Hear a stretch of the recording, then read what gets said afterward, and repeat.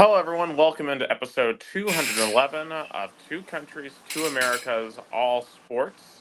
This rare midday edition on December the 12th here in 2025. I'm Nick Hillab, as always, from Chattanooga, Tennessee, United States. And joining me from Americana, Sao Paulo, Brazil, aka Rio Branco HQ, is Gus Papazelli. Gus, sound like there's a little noise behind you.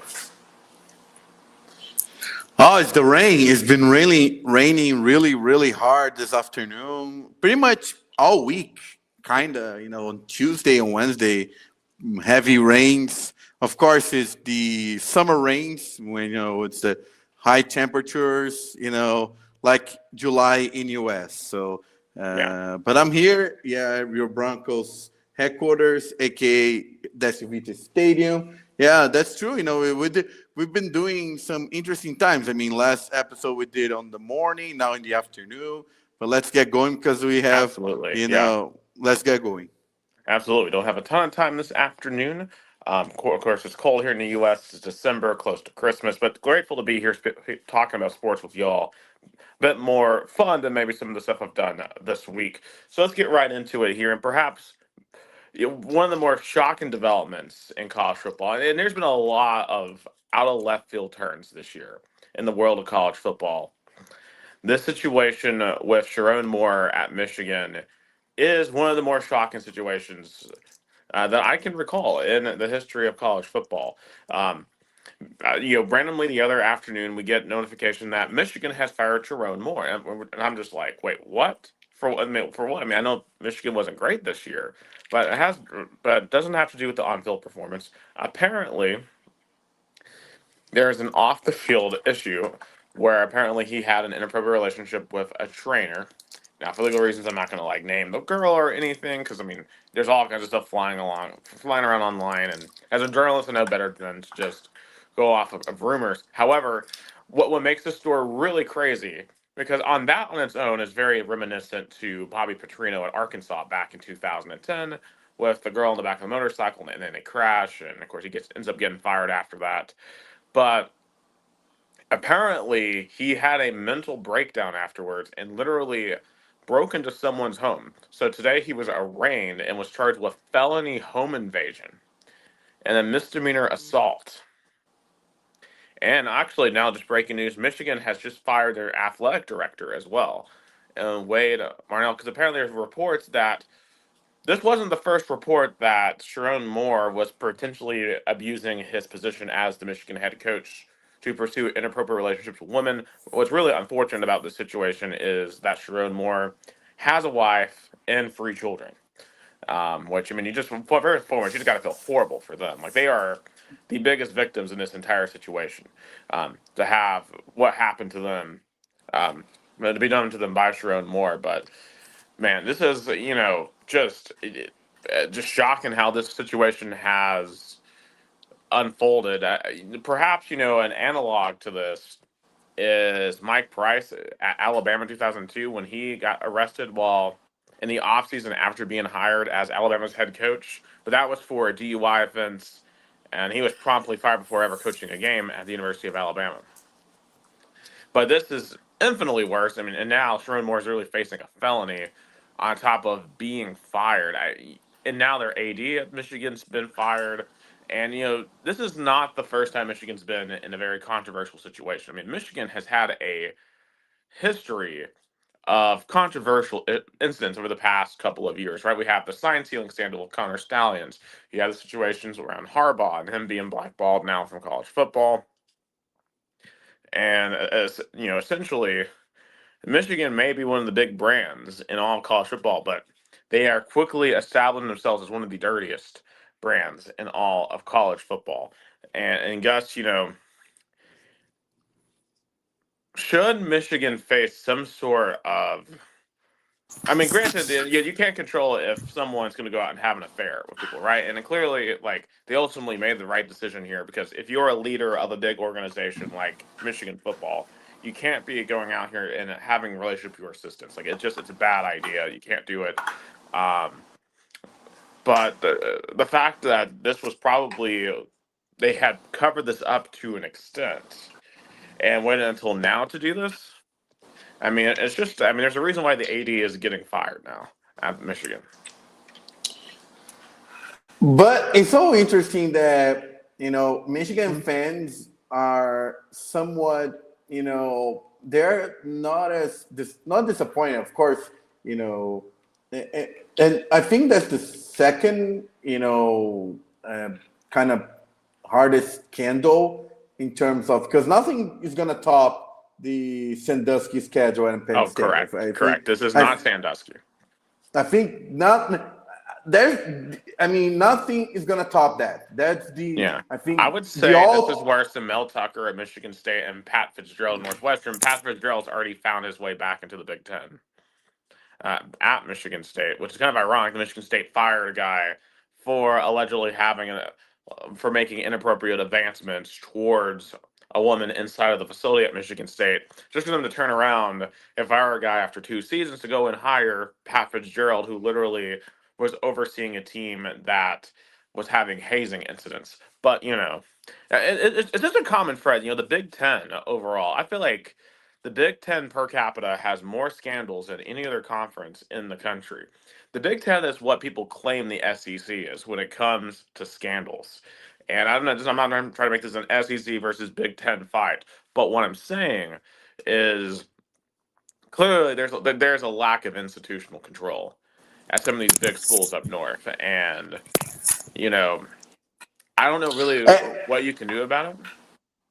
and I think it's in the world of college football. I think it's unprecedented the amount of turmoil big schools are going through from a number of different reasons. I feel like, of course, this Michigan one was the most caught off guard because you know, Shador Moore was potentially one win away from the college football playoff. I mean, how much I, talked about it here on this podcast that if Michigan would have beat Ohio State, and there was a legitimate argument that Michigan would have been in, but they lost, so they're going to the I believe Citrus Bowl I against believe Texas. so. Yeah, but yeah, I think the question becomes too: if they had pulled off the upset against Ohio State, would Michigan still be hiding this, or Yeah, did they use the loss to Ohio State's excuse to be like, okay, we have a reason to fire him, but they were just going to sit on it until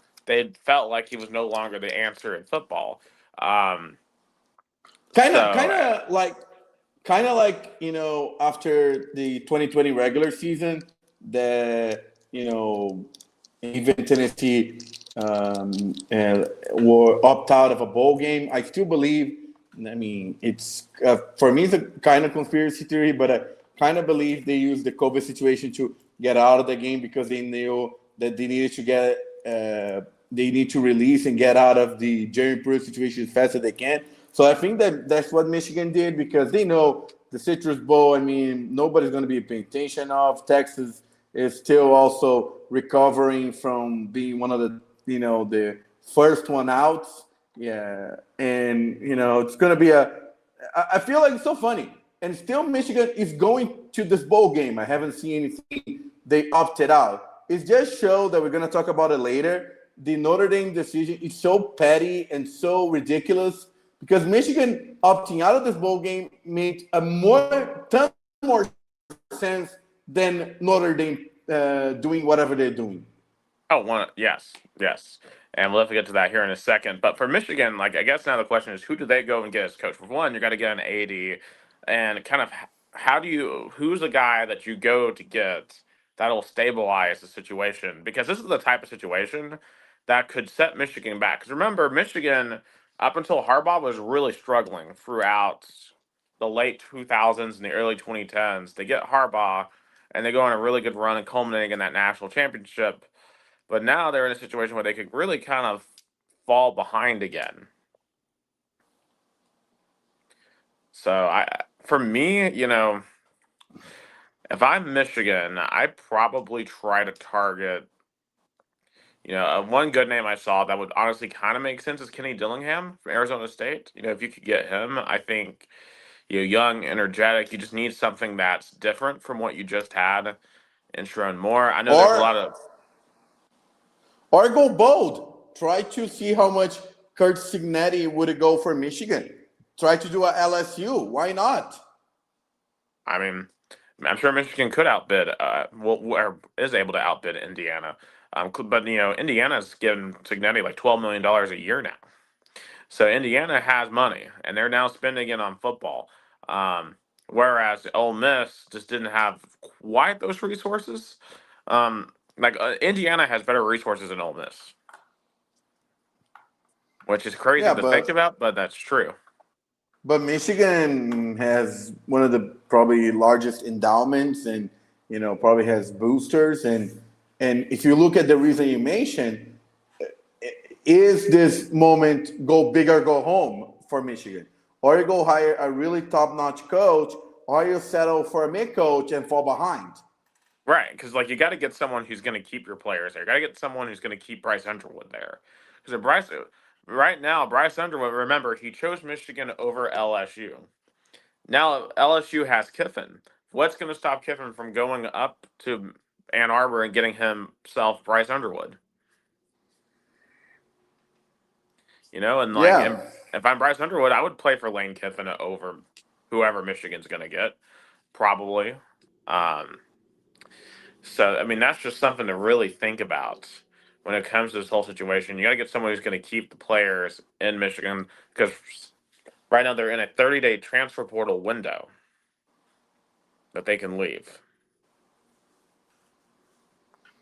which is That's the issue. the eh, which is why Lane Kiffin went to LSU during that period, even though he could have coached at Ole Miss, but you can be in two boats at the same time.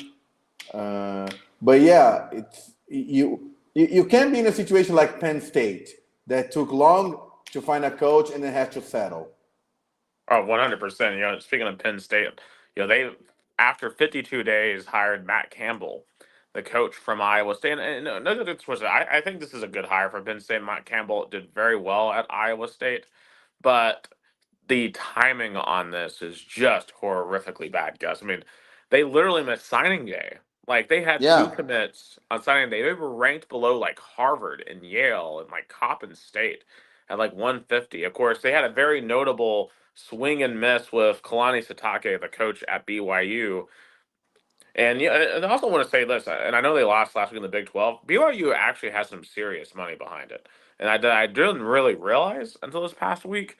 Well, obviously, for one, I mean they're just the flagship brand of the Mormon Church, so there's money in among those parishioners in the LDS, and one of those is the founder of Crumble Cookies. Gus, I don't know if you've ever had Crumble Cookies. They're a Uh, newer. Isn't the one that used to be, or I remember eating that at downtown Knoxville or the strip? That's Insomnia.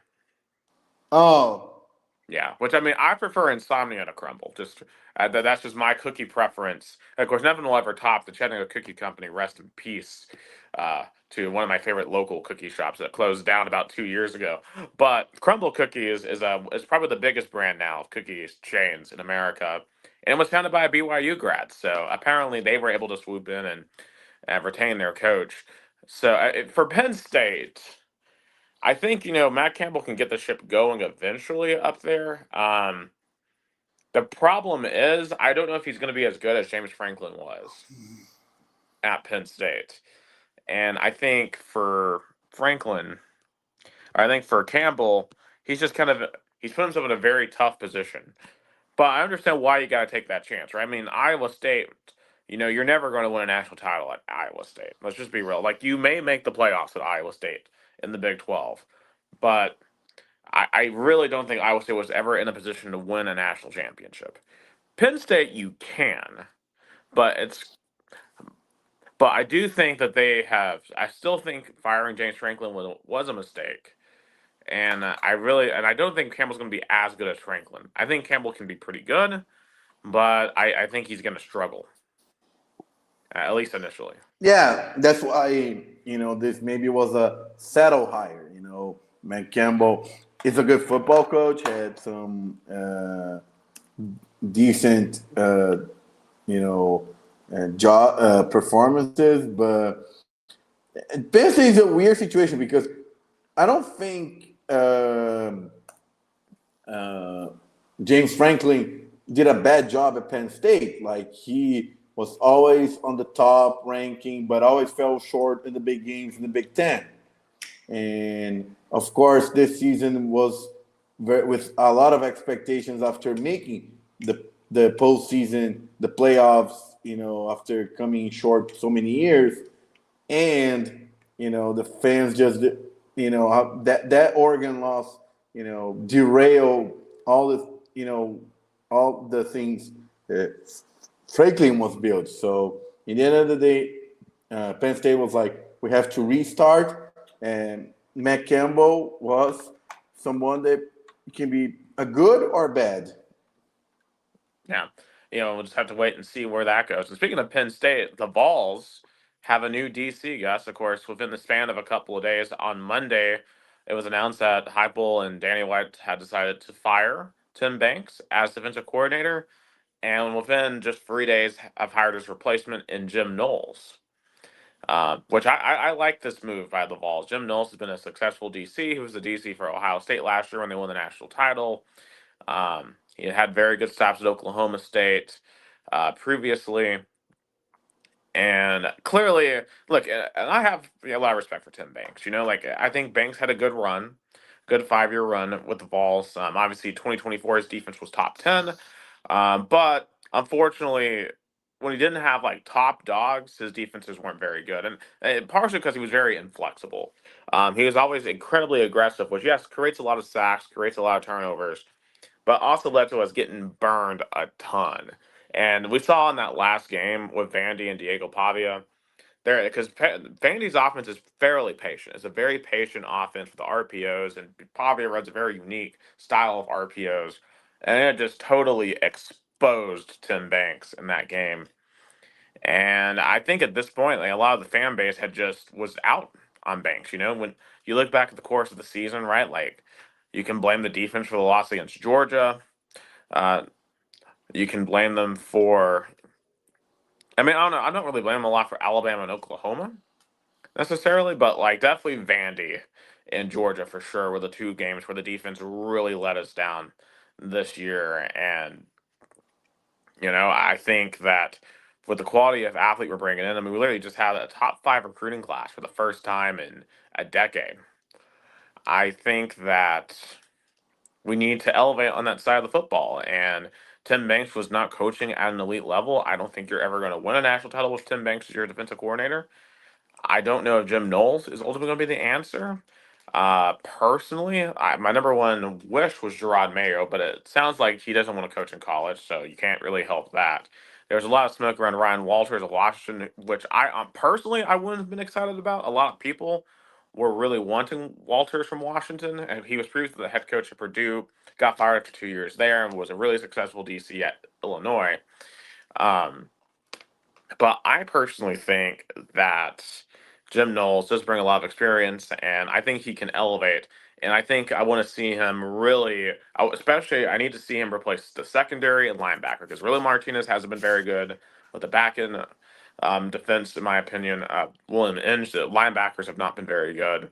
I would like to retain Rodney Gardner if we can. Apparently, there's a lot of smoke around him going to Auburn, but apparently they've hired a different defensive line coach under the new coach, Alex Golish. So down there, so I'm very excited to see what this does for our defense. And I know, and you can't really blame it all on Tim Banks this year. We had the injuries to Jamar McCoy and Ricky Gibson, which I think really kind of set us back.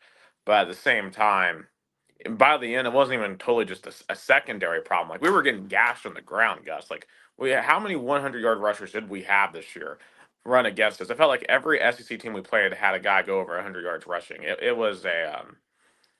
was very frustrating to watch, and hopefully Jim Knowles can come in and fix that. Yeah, we mentioned all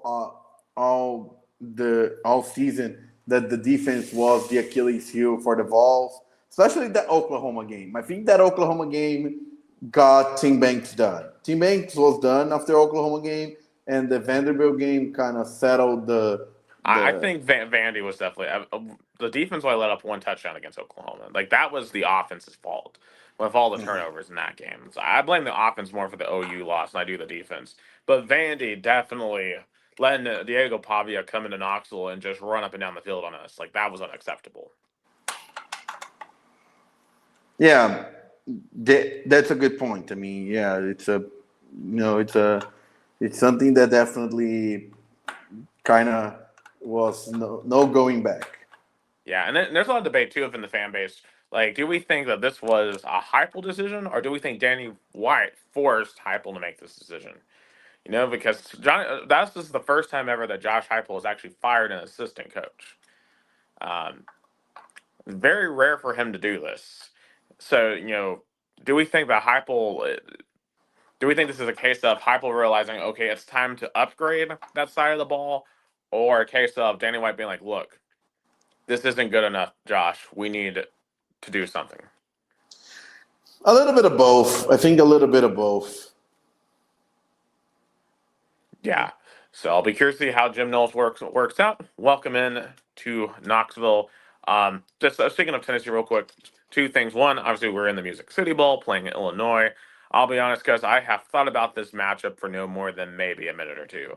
It just, I mean, these bowl games, guys, are just useless at this point, in my view. Like I don't really know what we're even playing for doing these type of bowl games. I know I saw Yeah. Chris Brazzell. Go ahead. I know like Chris Brazzell's opting out. I'm sure we'll have some other opt outs. I'm not sure who's opting out for Illinois. So I don't know what the teams will look like when they play that game. And you know, if you beat Illinois, awesome. If you don't beat Illinois, well, it's the Music City Bowl, and obviously the Music City Bowl too has been a place where Tennessee has seen just some nonsense happen. Right, the North Carolina 13 men actually helping the Tar Heels in 2010. The Purdue touchdown, non-touchdown in 2021, and but we did beat We Nebraska in 2016 though. So Yeah, and I'm just glad that the Music City Bowl was this year, not when we went to the bowl game back in the Citrus Bowl. So I'm just glad that, of course, for the Music City Bowl itself, having Tennessee was definitely something that they pretty much enjoy because they know they need Tennessee or Vanderbilt, especially more Tennessee. I feel like for the bowl game to be having fans because when they have like SEC teams like Missouri or Mississippi State or even Florida, the fans don't try to go to this game. But Tennessee fans, they just take the I-40 west and they just go for the day. It's a no-brainer. There's going to be fall fans in this game.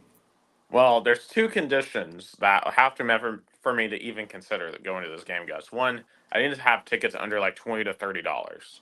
Two, Yeah. I need the weather to be above 50 to 60 degrees. If either one of those conditions are not met, I'm not going. And I feel like there's a lot of other Tennessee fans with that same mindset because I mean it's an exhibition game. This like I don't really care if we win the Music City Bowl or not. And And it's different, and it's different than I feel like when Tennessee played their last bowl game that we went was the Citrus Bowl. I feel like it was a torching pass. Everybody wants to see what Nico looked like. Now there's pretty much nothing to see. I feel like. yeah, this is really like the first postseason game for Josh Heupel. It doesn't really matter because like in year one, and we were all very excited about how much better the team looks. I went to the Music City Bowl that year because I was very excited. Like we were excited, and then the Orange Bowl's like this is a Year Six Bowl. This is awesome. Year three of of course as you mentioned we got Nico, and then year four was a playoff game last year, and now this is just like we regressed. There's not really anything new to look at here, so you know. The only thing you can give us is the fact we are playing one, I guess. Yeah, and Unlike we're certain not. teams. Yeah, and we're not crybabies. Yes. So let's get into the playoffs, Gus. And I guess heading into the playoffs, let's just quickly go back over conference title weekend. Um, probably the most surprising result to me, at least to me, Gus, and you called this, was Indiana over Ohio State in the Big Ten title. I really like I didn't think Indiana had like completely closed the gap to Ohio State, but it turns out they've done that and then some. Like they look every bit as legitimate as Ohio State and earned that number one seed. And you know, The there's a only good undefeated team in the regular season. yeah. And I just wonder, for Indiana, right? Like you're now the one seed. Ohio State's the two seed. So both could potentially face each other in the national championship. Um, how would we feel about a rematch if these two made the national title? Of course, it's going to be different. I mean, uh, as we talked about in this podcast before, conference championship lost not as much as value that they could have lost, especially after the committee's decision that we're going to talk about later. But they don't have the value that they used to have like 3, 4, even 5 years ago. But yeah, Indiana showed that they earned being the number one seed, the best regular season team, but postseason different. Look at last year's um, playoffs. Ohio State, wasn't didn't have a bye, and they show up and they earn it. The postseason best team in the national championship. Yeah, it's their first Big Ten title since 1945. So unreal job by Kirk Cignetti and Bloomington as they will be in the Rose Bowl awaiting the winner of Oklahoma and the loser of the SEC title game, Alabama. Now Alabama got dominated by Georgia, 28-7. Congratulations to Kirby Smart for finally matching Josh Heupel in the amount of wins versus Alabama. He is now 2-7 versus Alabama. Um, but hey, Georgia, I mean, you got to give them credit. This is what their fourth SEC title now in 5 years, which is our third SEC title in 5 years, something like that. But like they're just clearly just the most dominant team in the conference this decade, and even honestly, this Georgia team has not felt very dominant, but they have found ways to win, and it feels like honestly they're peaking at the right time. Like that defense has gotten a lot better because remember Tennessee ran up and down the field on them back in week 3, and Ole Miss ran up and down the field on them, but they've really clamped down since the beginning of the season. And I think this Georgia team is in a much better position heading into these playoffs than they were at this time last year. Yeah, and kind of in Alabama definitely took the loss, but the committee. I disagree with the committee. I still feel like 3 loss teams shouldn't get in, but they had to protect conference championship. They were Yeah. they were between the rock and a hard place. They either put a 3 loss team and preserve conference championship, or left Alabama out and completely devalued, and all the other conferences would have moaned about it. Right, especially when the other team in consideration here was a team that's not in a conference. Yeah, Because Notre Dame never has to play a 13th game. Alabama did. So, and then that's what I said this last week. I didn't see a scenario where Alabama was going to get left out. And ended up being right about that because they established that precedent last year at SMU to protect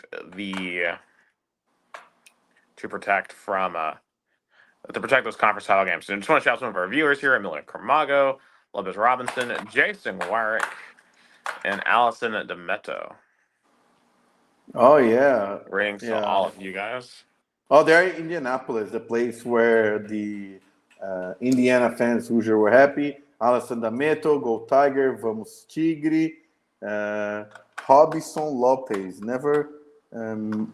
Thank you, Robson. Say translate for me. No, it's unfortunately inglês, Robson. Infelizmente é inglês. And also, my grandma always watching us. Oi, vó, boa tarde. But yeah, I feel like Georgia was just a stronger team. It just Yeah. kind of dominated the game Yeah. throughout the whole afternoon. Yeah. So some of their notable games, Texas Tech blew out BYU. They were just by far the most dominant team in the Big 12 this year. Um, that Texas, it's wild seeing Texas Tech have a defense because historically they've never had a defense. But now they actually have one. And, obviously we all know the whole thing about them having a large NIL roster. But hey, Texas Tech has spent their money very well. And they are going to get that last bye. And, I said this preseason. Like, I thought I was really high on Texas Tech coming into the year, and they have not disappointed. So we'll see what they can. And now the question will be for the Red Raiders, can they actually hang with the big boys of college football? Because Indiana has answered that question. Beating Ohio State, going to Oregon, winning there. We haven't quite seen Texas Tech have to play one of the big boys yet. At least with these new resources that the Red Raiders have. So we'll see if they can actually get up there and make some noise. Of course, they'll have to wait on the winner of James Madison in Oregon. Now, I mentioned James Madison's in the playoffs. Now, how did that happen, Gus? Well, it happened because Duke beat Virginia in the ACC title game, which, I was ranting and raving about how last week, how Duke shouldn't even be in this game. It should have been Miami. And Duke went out there and won the ACC championship. So they're the ACC champions at 8-5. I mean, and the ACC was perilously close to just not having a team at all in the championship or in the playoffs. But Yeah, thankfully, I feel like the committee did the ACC a huge favor. oh yeah, because basically with the way the committee did this, they saved the conference title games, they saved big out of conference games, because they rewarded Miami over Notre Dame, and saved the ACC. Which leads us to Notre Dame, the first team out, and they basically decided to crash out and say, "We're not doing this anymore. See y'all next year." They're not going to a bowl game, and now their president has trash talking the ACC, being like, "Why did the ACC favor Miami over us when we give them 5 games a year?" And apparently, they're talking to the Big 12 now, but they want to retain independence, and of course, now there's reports that in next year's playoff, if Notre Dame finishes in the top 12, they would have a guaranteed spot in the playoff. Which, if that were in effect this year, Notre Dame would have been in over Miami. And even though Miami beat them head to head. And there's rumors that there are several big schools that are threatening to just not play Notre Dame anymore because they have that special exemption. Because they're like, why does Notre Dame get to have that special rule just for them? Meanwhile, we're in a conference, we're having to go through all these championships and these legitimate schedules, and Notre Dame's playing service academies and 3 hard games a year. It's the clearer thing here is that Notre Dame, this has to be the reckoning. Yeah, and Notre Dame definitely deserves to be out. The games that they should have won, they lost. Miami and Texas A&M. And again, the committee cannot pound to Notre Dame. They should stay strong and be like, join a conference or face the consequences. Absolutely. Absolutely. Like, college football needs to be like, look, Notre Dame, you can no longer bully us as an organization. Like, you are not special. Like, I don't care what history Notre Dame has. I don't care, like, oh, we're the last strong independent. I don't care. We live in a world now where conference championships really matter. And also, guys, just as a heads up, I'm joining back into my computer now because that is coming on. So I'm about to switcheroo back to that. But Okay. it's all right. Here, I'm gonna hop off of this. Oh, All righty, guys. There we go. Yeah, that only took about 30 minutes for the computer to actually get a charge. Not a great sign, but in any case, at least I can actually operate the show how I want. So on Notre Dame, do we think they're going to stay independent, or do we think they're going to go to a I mean, as long as the college football powers and committees gives those kind of incentives, like you just mentioned, you know, a guaranteed spot if they're finishing the top 12 or something like that, of course they're going to keep independent. And that's why college football needs a commissioner, because Notre Dame takes advantage of this decentralized system that college football has. Absolutely. Absolutely. Like we're in a at this point, we do. Like, the NCAA is useless. They can't do this. Like I was talking about this with some people yesterday about how just useless the NCAA is as an organization. Like there is no point to the NCAA at this point, and we need teams like Notre Dame to be actually put in their place. Yeah, but only centralized leadership will do that. 100%. Now, we've gone for all this, and we finally have our bracket, Gus. So I'm going to pull this up for us to take a look at the 12-team playoff. So the top 4 seeds are Indiana, Ohio State, Oregon, and Texas Tech.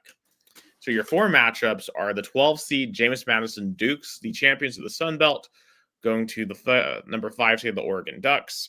You have number 9 Alabama Crimson Tide at the number 8 Oklahoma Sooners, a rematch of a regular season game.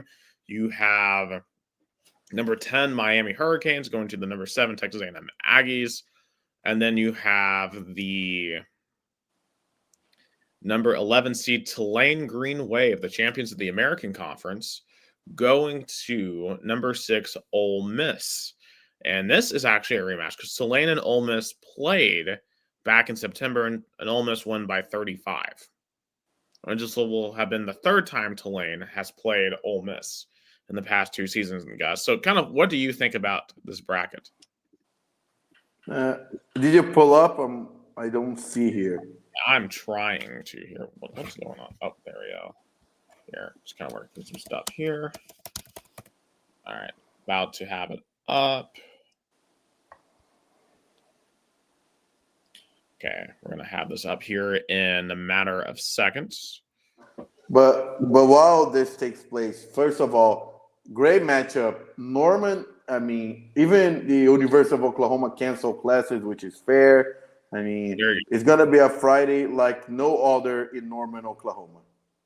Yes, absolutely. So, and take a look at it now. So let's kind of just go over our thoughts here real quick. So we see the lines at the top. Oregon's a 21.5 point favorite over James Madison. Do we think that, do you think that that's an unfair line? Do we think James Madison has a chance to make this thing interesting? In theory, no, but James Madison's played with house money. They won their conference. If you would have asked a JMU student, alumni, or fan 10 years ago, this would have been insane. So they're just happy to be there. Absolutely. And actually, if I sign it in, I should be able to, because there's pick'ems.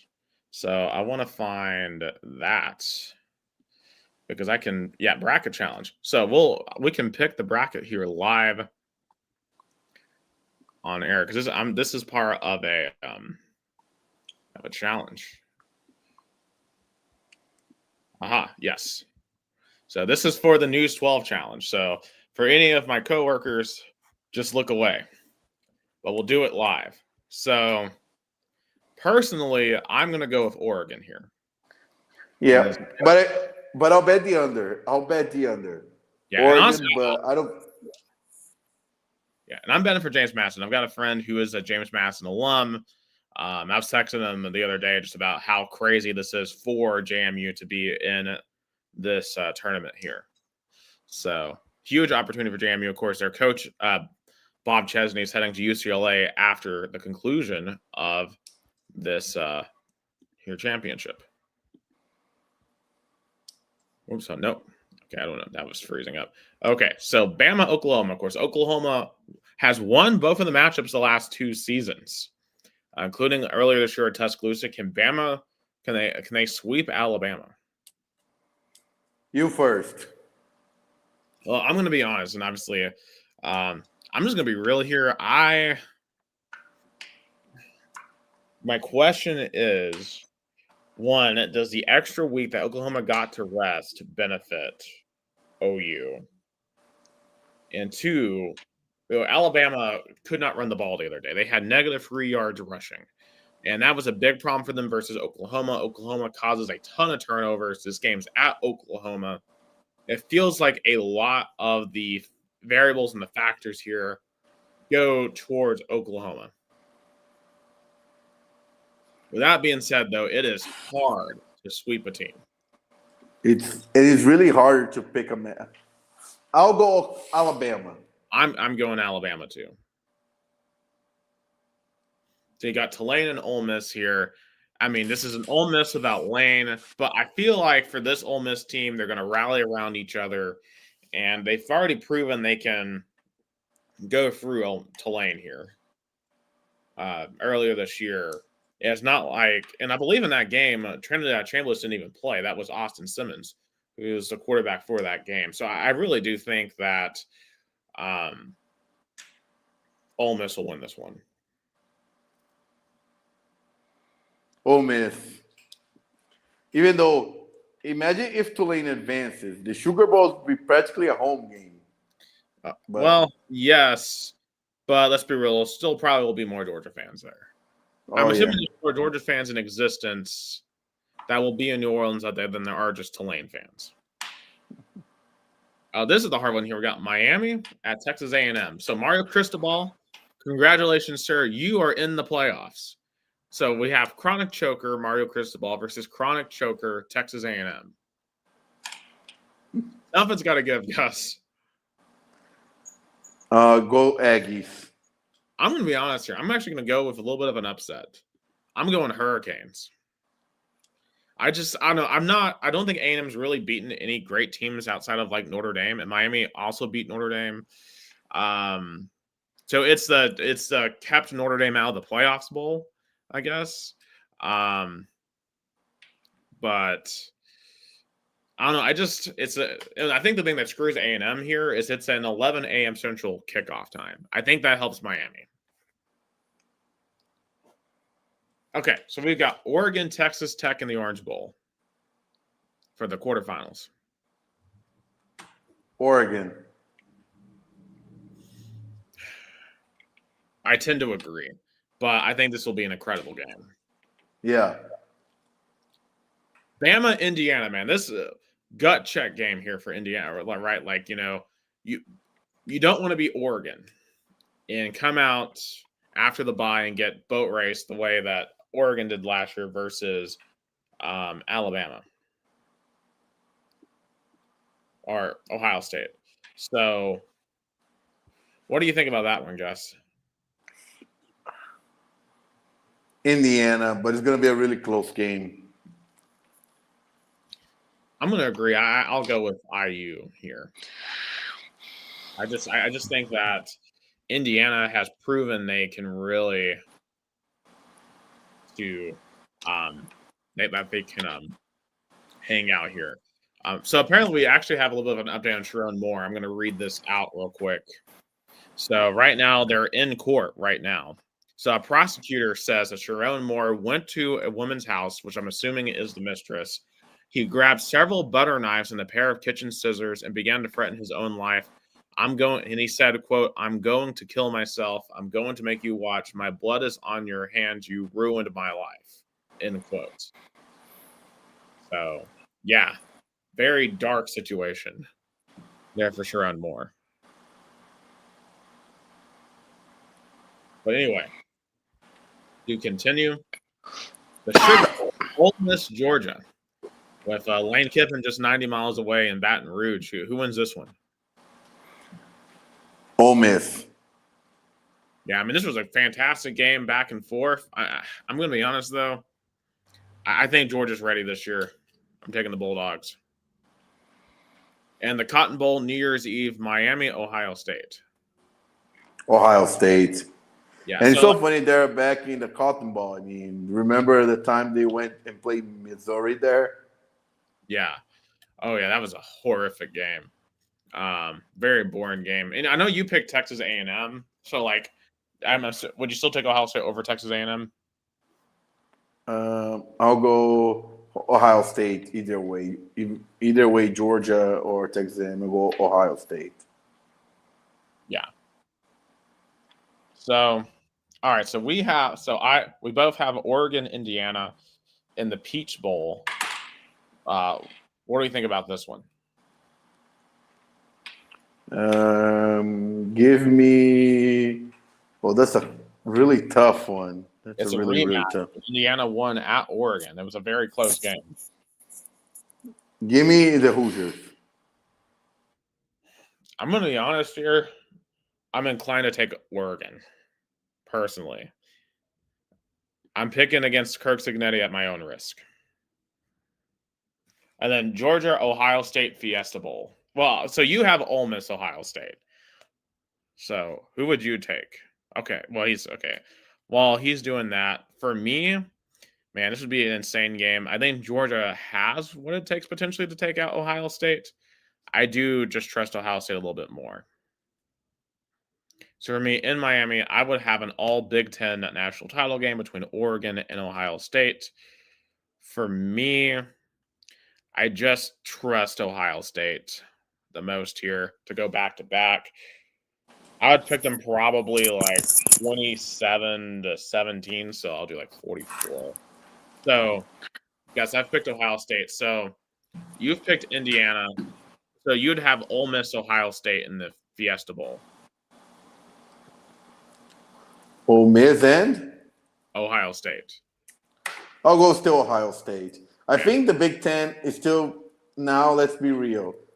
Not the Big Ten is the best conference, but the best teams in the college football right now are in the Big Ten, not in the SEC anymore. Yeah. I mean, neither one of us have an SEC team in our national title games, which is pretty nuts to think about. So, you have Indiana, Ohio State rematch for the national title in Miami. I'll go. It's so tough, but back to back Ohio State. Yeah. So we're both going with Ohio State in the national championship to win it all the way. So that's a lot quicker to pick than March Madness. Yeah. A lot, because that takes forever to pick. But in any case, two last things in college football. One, who do we think wins the Heisman tomorrow night? Yeah, I'll say Fernando Mendoza. Yeah, I'd agree. I think Mendoza gets it. I think Pavia will finish second in that. And Mendoza, I think, deserves to win it. All right, and real quick, the one game we have tomorrow, Army Navy. Who do you got? I'll go Navy. Yeah, I will go Navy as one. I think there's actually like Washington Boise State. I don't care about the other bowl games. I probably won't watch any of them outside of the Vols bowl game. So, Me okay. too. All right. So we have NFL, and Gus, we're seeing perhaps the end of some dynasties, kind of. First and foremost, Gus, Jalen Hurts. I don't know what has happened to him, but he is playing horrifically right now.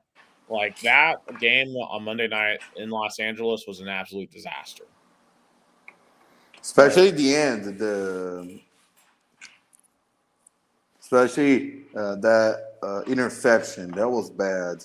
Yeah, I mean, literally, there was one play in the second quarter where he had two turnovers on the same play, threw an interception, then the defense caused a fumble, and Jalen Hurts picked it back up and then fumbled again.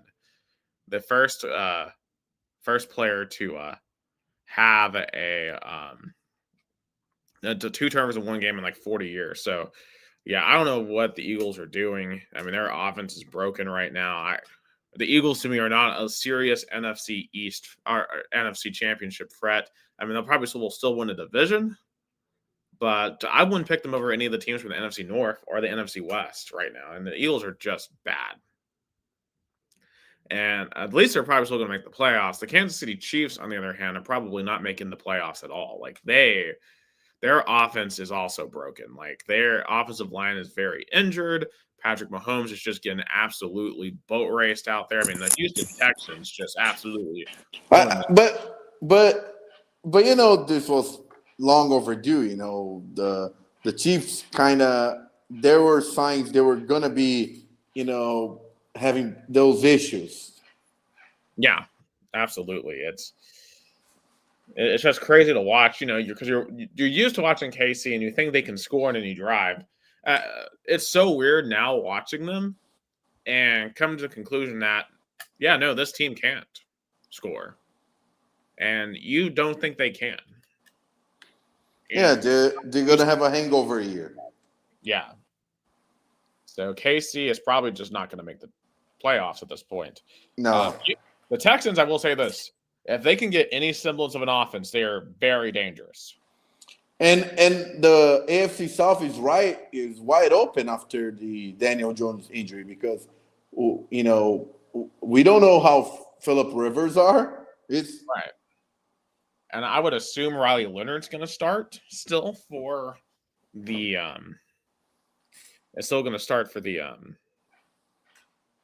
Colts, at least initially, because Philip Rivers hasn't played in 5 years, but it's just not a good situation.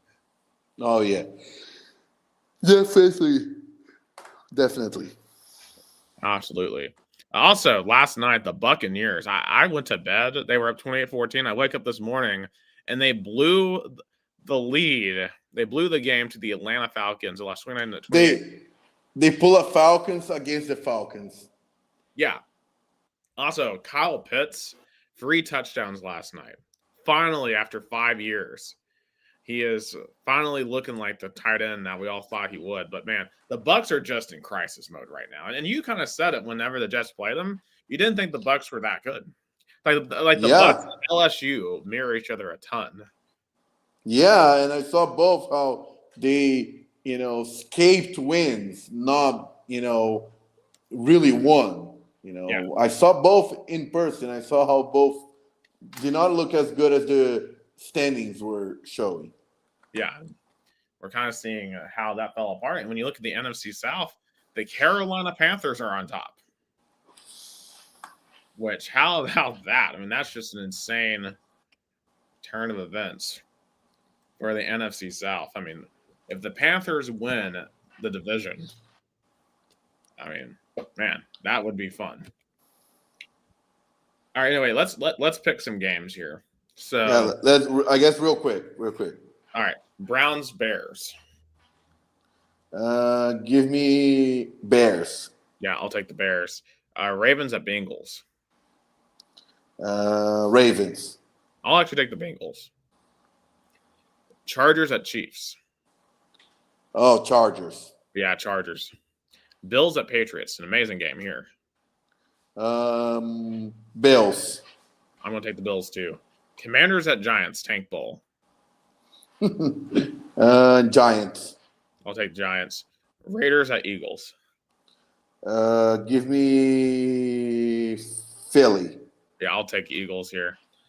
Jets at Jaguars. Jets. I'm taking Jaguars. Cardinals at Texans. Texans. I'll take the Texans. Titans at 49ers. Shout out to the Titans for getting their second win in the year last week. And second on the road. So give me 49ers, but the Titans are playing better outside of Nashville than at Nissan Stadium. Yeah. How crazy is that? I'll take the 49ers. Packers, Broncos, and Denver. Broncos. I'll take the Broncos. Lions at Rams. Jared Goff versus Matt Stafford. We've seen this rematch tons of times, and I'll go with Rams. I'll go with the Rams. Panthers at Saints. Panthers. You know what? I'm going with the Saints. The Saints are fighting hard, and this feels like the type of spot that Carolina will blow the chance to take the first place. Colts at Seahawks. Seahawks. Vikings at Cowboys. Sunday Night Football. I don't know why this is Sunday Night Football. Well, because of the brand of the Dallas Cowboys. Give me the Cowboys. I'll take the Cowboys. Can the Cowboys come back and win the NFC East? I mean, they have a shot. It would have been impossible. I mean, they're just what? If the Rams. Eagles, I mean, but I feel like they're gonna fight for the wild card. And then Monday night, we've got Miami at Pittsburgh.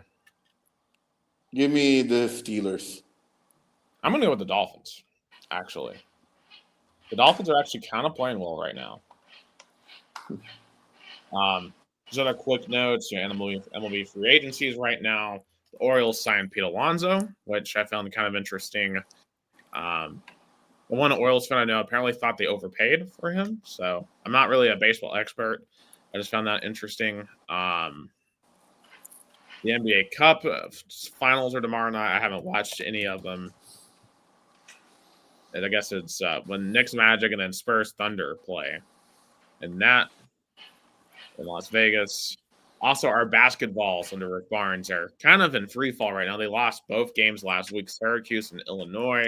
They have a great Louisville team coming in Tuesday. Yeah. I'll be honest, Nate Mint has been disappointing so far. I really thought he would do more as our 5-star recruit, but he has struggled. We've lost Cade Phillips for the year on the front court. This to me does not seem like another 2-seed Elite 8 type team. If anything, this feels more like a 6-seed and a team that could get bounced first weekend. Unless they significantly improve and fast. It just they don't really play well together at all. They're not a great shooting team. And they beat Houston, but they have literally not won since the Houston game. So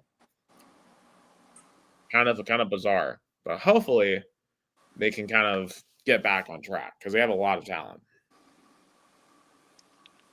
Yeah, I mean, they're going to find a rhythm, but it's taking a little bit longer than it should. Real quick, also going to the Brazilian sports, shout out Flamengo, winners of the Brazilian Championship, the Libertadores, and also the challenge, the Derby of Americas, beating Cruz Azul of Mexico 2-1. They're in the semifinals of the Intercontinental Cup, the former FIFA Club World Cup. They're going to face Pyramids from Egypt on Saturday, and if they win, they're going to play against PSG. The relegated teams, Santos and Internacional, the big ones saved themselves in the last week.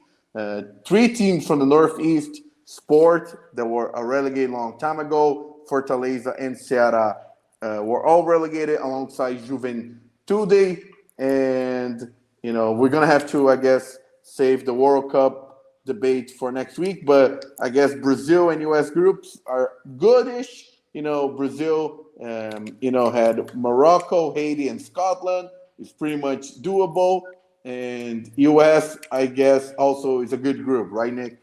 Oh, absolutely. And I can't wait to talk about that more in the next episode where we can really take a deep dive into those groups and how maybe those groups are not as strong as they used to be because of the larger pools in the World Cup. But that is all the time that we have here on Two Countries, Two Americas All Sports here on this Friday afternoon. For Gus Tomazelli, I'm Nick Hill. Thank you so much for watching Two Countries, Two Americas All Sports.